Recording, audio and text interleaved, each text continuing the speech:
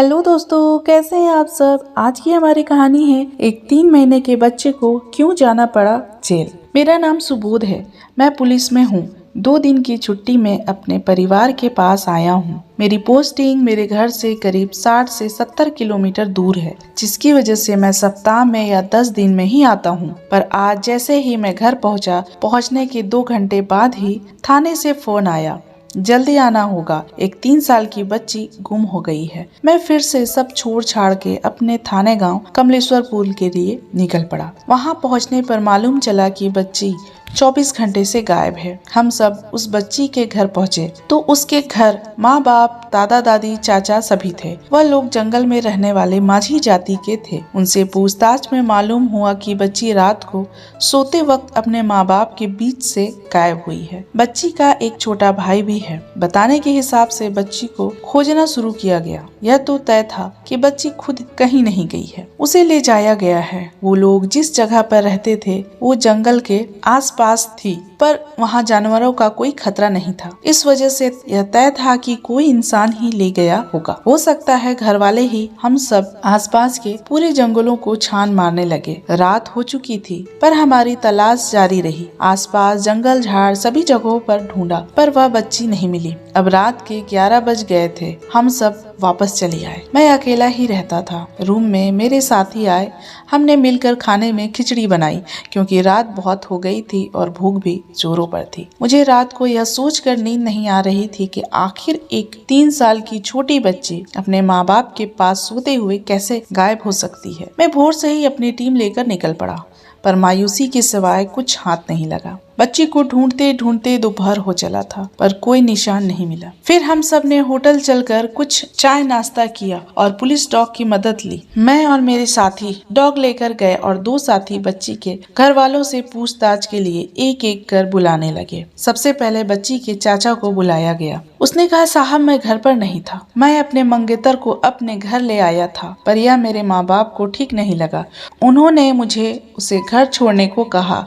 मैं उसे घर छोड़ने गया तो आया ही नहीं, वहीं रुक गया। उसकी बात पर लड़की के परिवार वालों ने भी सहमति दी। उधर रात के 9 बज गए। बच्ची को सभी जगह पर ढूंढा गया, पर कोई निशान नहीं मिला। हम वापस अपने रूम में चले आए। अब तक बच्ची को गायब हुए पूरे 3 दिन हो गए थे।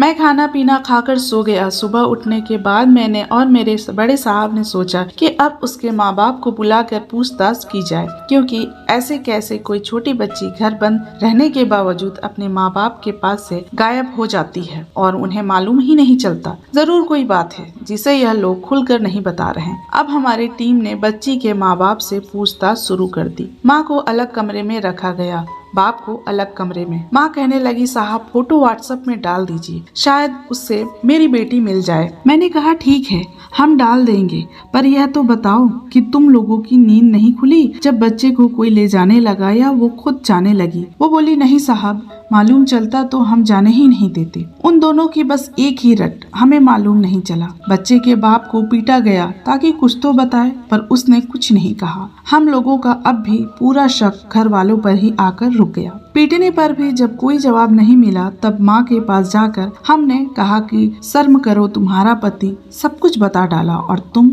अब भी चुप हो। तुम्हारी आंखों में एक आंसू भी नहीं है बच्ची के लिए। वह घबरा गई और बोली, नहीं साहब, मैं कुछ नहीं की हूँ, मारा तो वो ही है। यह बोलने की देरी थी। बच्ची के पिता की पिटाई शुरू हो गई और उसने जो बताया यह सुन मेरे रोंगटे खड़े हो गए। हमें यकीन नहीं हो रहा था कि कोई माँ बाप ऐसा भी कर सकता है। हम बच्ची के बाप को लेकर निकल पड़े, फिर से बच्ची की तलाश में। हम एक नदी में जाकर रुके, जो बच्ची के घर से कुछ ही दूरी पर थी। बच्ची के बाप ने नदी में देखने का इशारा किया। हमने नदी में ढूंढना शुरू किया। नदी में ढूंढते ढूंढते 5 किलोमीटर दूर जाने के बाद हमें बच्ची की लाश एक झाड़ी में फंसी मिली। उसकी लाश देख मेरे होश गुम हो गए। बच्ची को देख मेरी आंखें नम हो गई। 3 दिन से बच्ची का शरीर पानी में होने के वजह से बुरे हाल में था। बच्ची की लाश देख बच्ची के चाचा और दादा बच्ची के पिता पर टूट पड़े और खूब पिटाई की। हमने भी नहीं रोका, क्योंकि गुस्सा तो मुझे भी बहुत आ रहा था। बच्ची के पिता ने बताया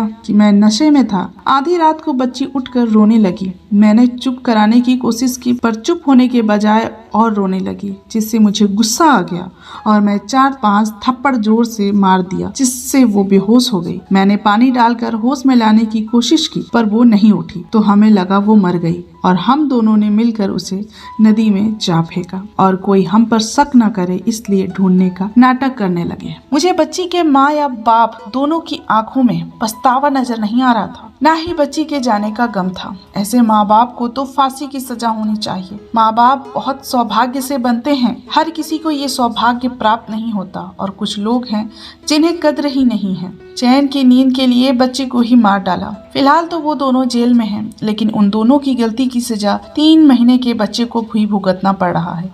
वो भी अपने माँ बाप के साथ जेल में है क्योंकि उसे अपने पास रखने को कोई तैयार ना हुआ। दोस्तों, इस कहानी के बारे में आपकी क्या राय है हमें कमेंट करके जरूर बताएं। मिलते हैं अगली वीडियो में, तब तक के लिए बाय बाय।